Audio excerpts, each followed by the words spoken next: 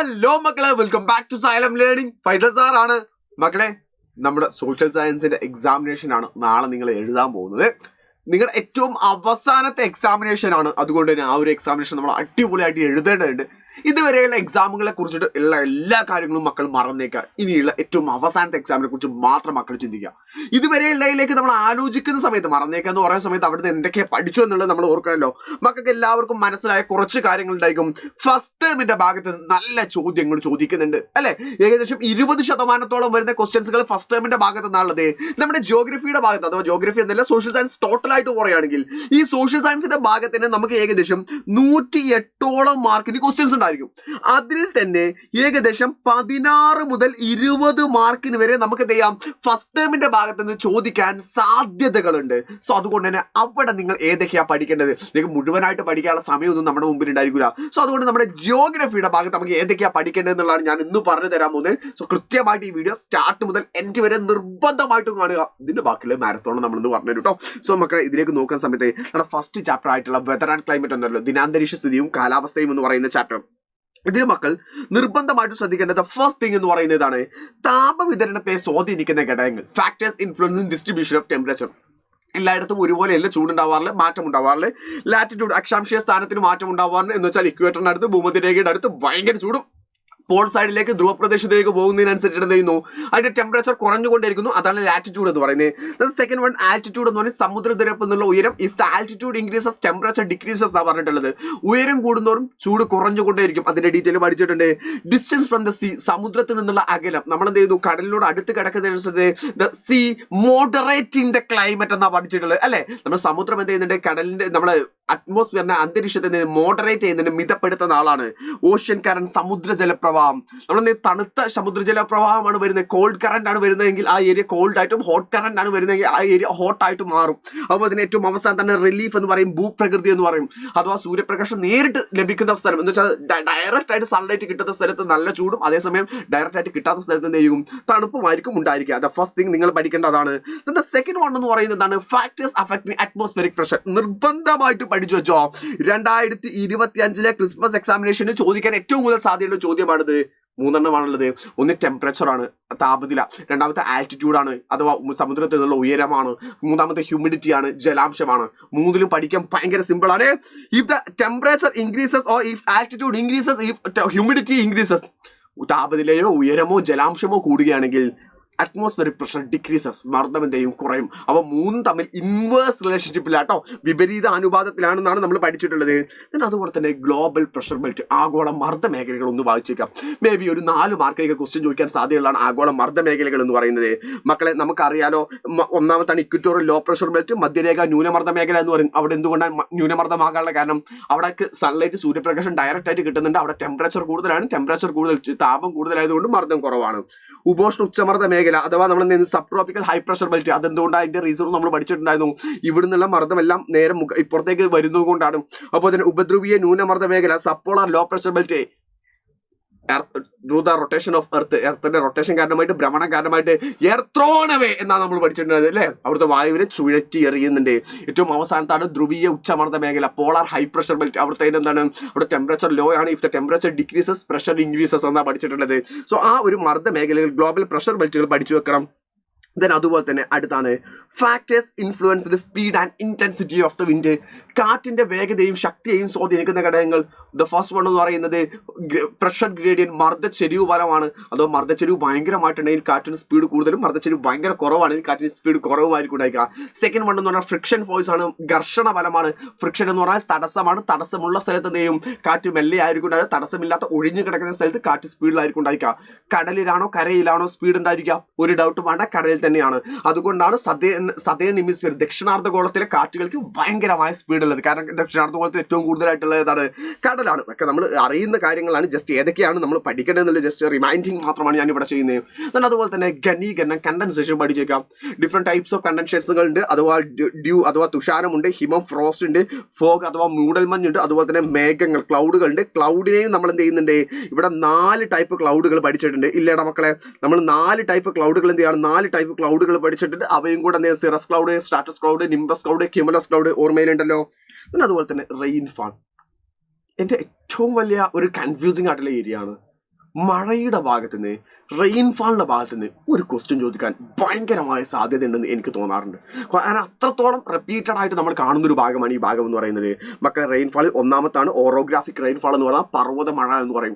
പർവ്വതമഴ എന്ന് പറയുന്നത് ആണ് നമ്മുടെ ചൂടായ വായു ഉയർന്നിട്ട് എന്ത് ചെയ്യുന്നു, നേരെ പർവ്വതത്തിന്റെ ലീവ് അടഞ്ഞിട്ട് പർവ്വതത്തിന്റെ സൈഡിലേക്ക് എത്തിച്ചേർന്നു. എന്നിട്ട് എന്ത് ചെയ്യുന്നു, ആ മലയുടെ മുകളിൽ എത്തിയിട്ട് ഇവിടുന്ന് എന്ത് ചെയ്യുന്നു, മേഘമായിട്ട് രൂപം കൊണ്ട് ആ ഒരു മലയുടെ ഒരു സൈഡിൽ മാത്രം മഴ പെയ്യുന്നതിന് വിളിക്കുന്ന പേരാണ് ഓറോഗ്രാഫിക് റെയിൻഫാൾ, പർവ്വതമഴ എന്ന് പറയാറുള്ളത്. അതിന്റെ ഈ ഓപ്പോസിറ്റ് സൈഡ് നമ്മൾ എന്താ വിളിക്കുക, റെയിൻ ഷാഡോ റീജിയൻ അഥവാ മഴ നിഴൽ പ്രദേശം എന്നാണ് വിളിക്കാറുള്ളത്. അത് സെക്കൻഡ് വൺ എന്ന് പറയുന്നതാണ് കൺവെക്ഷണൽ റെയിൻഫാൾ, സംവഹന വൃഷ്ടി എന്ന് പറയും. ഇത് നമ്മൾ ഉച്ച തിരിഞ്ഞിട്ടുള്ള 4 o'clock റെയിൻഫാൾ എന്നും എന്ത് ചെയ്യാറുണ്ട്, ഇത് നമ്മൾ വിളിക്കാറുണ്ട് 4 o'clock റെയിൻഫാൾ, 4 മണി മഴ എന്നും വിളിക്കാറുണ്ട്. ഉഷ്ണകാലത്ത് ചൂടുള്ള കാലത്ത് എന്ത് ചെയ്തു, ടെമ്പറേച്ചർ കൂടിയതിന്റെ ഭാഗമായിട്ട് ഇവാപ്പറേഷൻ, ബാഷ്പീകരണം ധാരാളമായിട്ട് സംഭവിക്കുന്നു. അവിടുന്ന് എന്ത് ചെയ്യുന്നു, ക്ലൗഡ് മഴമേഘം ഫോം ചെയ്യുന്നു, ഉച്ച തിരിഞ്ഞിട്ട് മഴ പെയ്യുന്നു. അങ്ങനത്തെ മഴയെ വിളിക്കുന്ന പേരാണ് സംവഹന വൃഷ്ടി, കൺവെക്ഷണൽ റെയിൻഫാൾ, ഉച്ചയ്ക്ക് ശേഷമുള്ള മഴയാണ്. അതുപോലെ തന്നെ മക്കളെ ഒരു കാര്യം പറയട്ടെ, നിങ്ങൾ ഇപ്പോൾ പഠിക്കാൻ നല്ല ചിലപ്പോൾ റിസ്ക് അനുഭവിക്കുന്നുണ്ടാവില്ലേ? അതിന് റീസൺ എന്താ? നമ്മൾ ക്രിസ്മസ് ഇതുവരെ കൃത്യമായിട്ട് ശ്രദ്ധിച്ചില്ല. ഇപ്പൊ ക്രിസ്മസ് എക്സാം ആയ സമയത്താണ് നമുക്ക് ഭയങ്കരമായ ചിന്ത വന്നത്, നമുക്ക് എങ്ങനെയെങ്കിലൊക്കെ ഇനി പഠിച്ചാൽ മതിയായിരുന്നു. ഇനി നിങ്ങൾ ആലോചിച്ച് നോക്ക്, ഇത് നന്നാക്കാൻ നമ്മുടെ മുമ്പിൽ മോഡൽ എക്സാമും SLC എക്സാമും ഉണ്ടാവും. അവിടെയും അലമ്പായി കഴിഞ്ഞാലോ തീർന്നില്ലേ നമ്മുടെ കാര്യം? അതുകൊണ്ട് മക്കളെ, ഇനിയുള്ള ദിവസങ്ങൾ അഥവാ ക്രിസ്മസ് എക്സാം നമ്മൾ എന്ത് ചെയ്യാണ്, ഈ സോഷ്യലോട് കൂടെ കഴിയുക. ഇനിയുള്ള ദിവസങ്ങൾ നിങ്ങൾ ഇങ്ങനെ നിന്നാൽ പോരാ, കൃത്യമായിട്ട് പഠിച്ചേക്കണം. SLCക്ക് A+ നിർബന്ധമായിട്ട് വാങ്ങിയേക്കണം. വീട്ടുകാരും നാട്ടുകാരും കൂട്ടുകാരും എല്ലാവരും ചോദിക്കുന്ന റിസൾട്ടാണ് അത് വാങ്ങണ്ടേ. അതിൽ ഏറ്റവും നല്ല ഓപ്ഷനാണ് സൈലത്തിൻ്റെ അസ്ത്ര ബാച്ച് എൻ ഗെയിം എന്ന് പറയുന്നത്. മക്കളെ, ന്യൂ ഇയർ വരുന്നതുകൊണ്ട് തന്നെ നമ്മുടെ ന്യൂ ഇയർ ഓഫർ ഇപ്പം നമ്മൾ അനൗൺസ് ചെയ്തിട്ടുണ്ട്. ന്യൂ ഇയറിൻ്റെ ഭാഗമായിട്ട് 15% ഓഫിൽ വെറും 1828 രൂപയ്ക്ക് നിങ്ങൾക്ക് ഇപ്പം അസ്ത്ര ബാച്ചിൽ ജോയിൻ ചെയ്യാത്ത ആളുകളൊക്കെ വേഗം തന്നെ ജോയിൻ ചെയ്തോ. ഇറ്റ്സ് ദ ലാസ്റ്റ് ചാൻസ് യോ ഗൈസ്.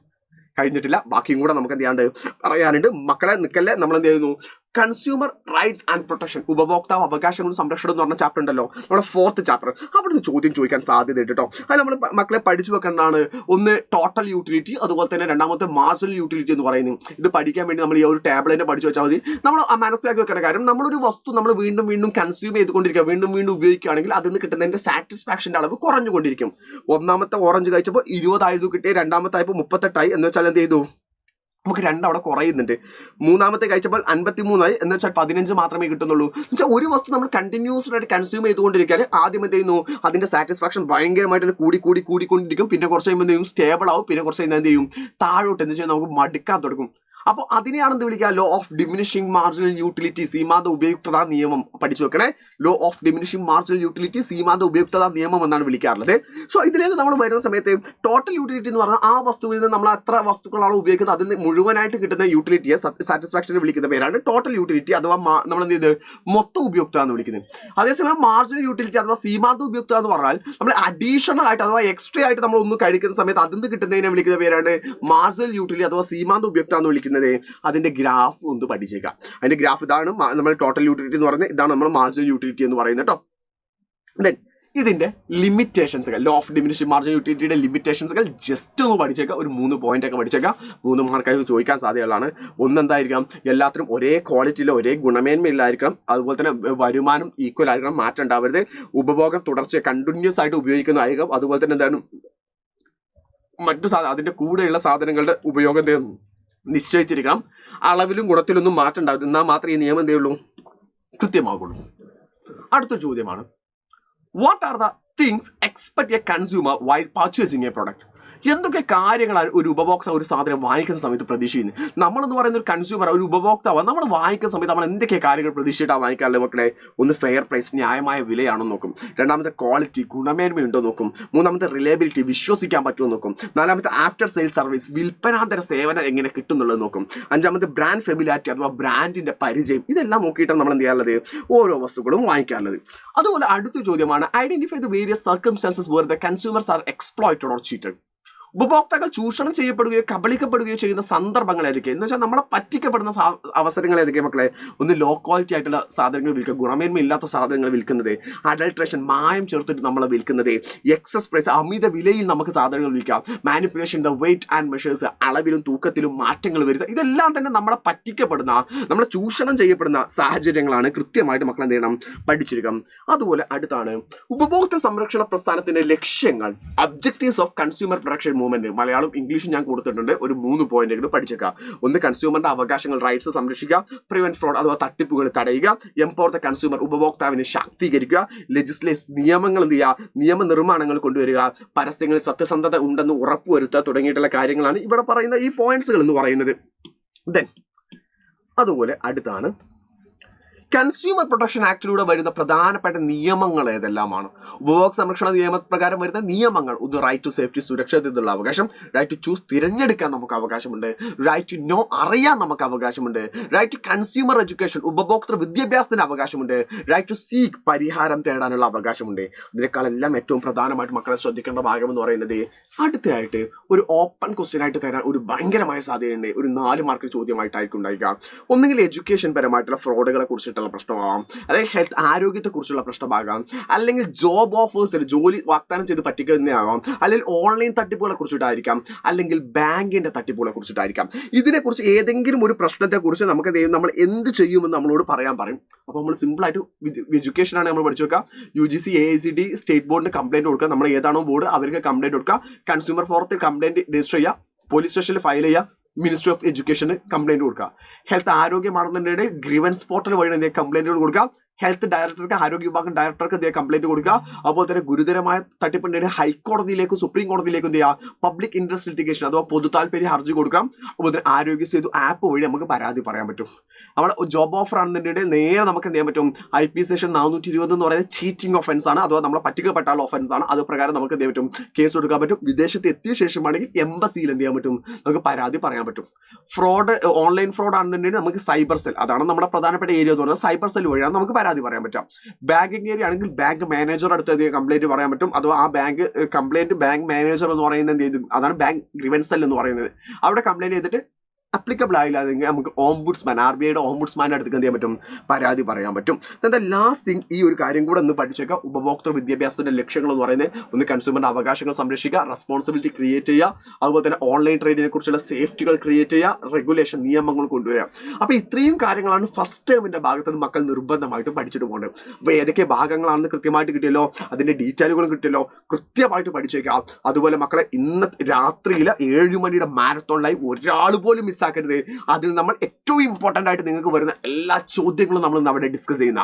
സോ ഒരാൾ പോലും ആ ഒരു അവസരത്തെ മിസ്സാക്കരുത്. എല്ലാവരും 7 മണിക്ക് വാ, നമുക്ക് അവിടെ അടിപൊളിയായിട്ട് ഹിസ്റ്ററിയും ജോഗ്രഫിയും ഒക്കെ സെറ്റാക്കാം. അല്ലെ ഫസ്റ്റ് ടൈമിന്റെ ഭാഗവും മെയിൻ എക്സാമിന്റെ ഭാഗവും മുഴുവൻ നമുക്ക് അവിടെ പറയാൻ പറ്റും. സോ അവിടെ ഉണ്ടാവില്ലേടാ? റെഡി ആണെങ്കിൽ തൊട്ട് താഴെ കമന്റ് ഇട്ടോടാ.